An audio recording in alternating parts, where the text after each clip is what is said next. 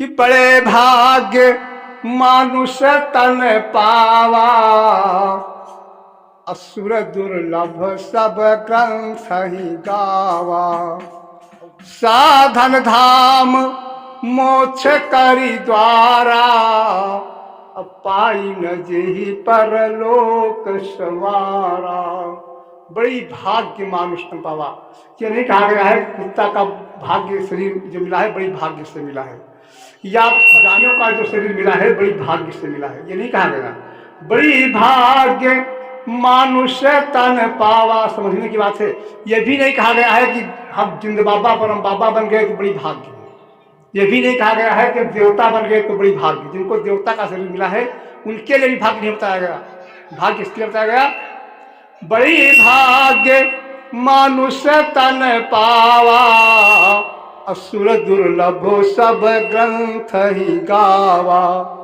साधन धाम मोक्ष करी द्वारा, साधन धाम परमात्मा को जानने का और उनकी भक्ति करने का जो धाम है, धाम माने क्या होता है? स्थान। यह मानव शरीर है। साधन धाम मोक्ष करी द्वारा, पाई न जेहि परलोक सवारा। कितनी अच्छी बात, कितनी दूर की बात, कितनी गंभीर बात, कितनी रहस्यों से भरी हुई बात कि पाई न जेहि परलोक सवारा। अब अपने से पूछना है कि हमने परलोक का काम कितना किया। हमने इस लोक का काम तो रोकते भी हैं। अगर हमारा कुछ नुकसान होता है, अगर भैंस हम 50,000 की लाते हैं और कल मर जाती है तो घर में क्या होता है? मातम छा जाता है, भूख प्यास चली जाती है। अगर कहीं नुकसान हो गया, हमने लाख 2 लाख रुपए कमाए और बाई चांस गिर गए कहीं रास्ते में, तो भूख लगेगी? किसको लगेगी? हम बताओ। खाना बना रखा रहेगा, कोई नहीं खाएगा। क्यों? इसलिए कि हमारा नुकसान हो गया, बहुत ज्यादा नुकसान हुआ। लेकिन एक बात समझने की है, जिस परम पिता परमात्मा ने आपको इतना सब कुछ दिया, उसकी याद में कितनी रात ऐसी आई जब नींद न आई हो, याद आ गई हो, नींद चली गई हो। उसकी याद आ गई हो कि हे प्रभु आप हमें दिखाई नहीं पड़ते हो, आप कहाँ हो। अब ये सोचते सोचते गमगीन हो जाए, अब भूख चली जाए। कितनी रातें ऐसी हुई हैं जिंदगी में, जब भूख चली गई हो उनकी याद में, और जब प्यास चली गई हो।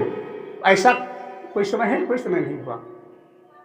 साधन धाम मोक्ष करी द्वारा, पाई न जेहि परलोक सवारा।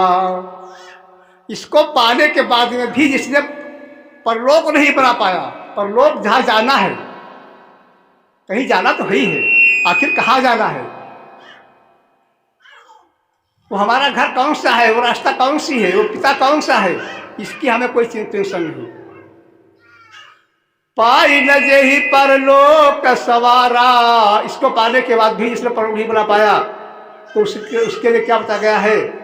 सो परात्र दुख पावहि, सिरधुन धुनि पछताहि। इसको पाने के बाद में भी जिसने अपना परलोक नहीं बना पाया, अपने को नहीं जान पाया, अपने पिता को नहीं जान पाया, अपने घर को नहीं जान पाया, उसके लिए क्या कहा गया है?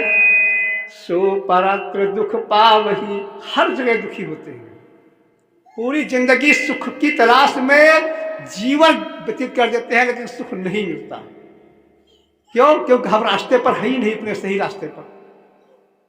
सुख की तलाश में हम बाहर हैं, सुख का पता नहीं कहाँ पे है।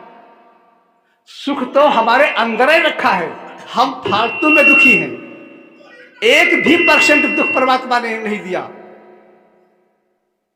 1%, 100% की बात छोड़ दो, 10% की बात छोड़ दो, 1% दुख परमात्मा ने नहीं दिया। 1%।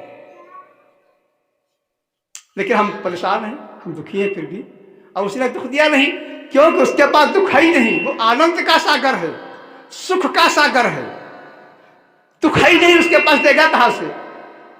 जब दुख है ही नहीं उसके पास, कहां से देगा?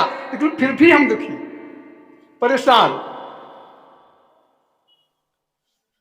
सो परात्र दुख पावहि, सिर धुनि धुनि पछताहि, काल ही कर्म ही ईश्वर ही मिथ्या दोष लगाहि।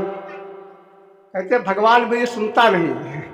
कहीं कहेंगे हम कि पड़ोसी हमको परेशान कर रहा है, कहीं कहेंगे घर में परिवार परेशान कर रहा है। अब बड़े बहाना करते हैं, कोई ना कोई किसी न किसी के ऊपर दोष लगा देते हैं। दोष किसी का नहीं। काहू न कोई सुख दुख करि दाता, और निज कृत कर्म भोग सब भ्राता।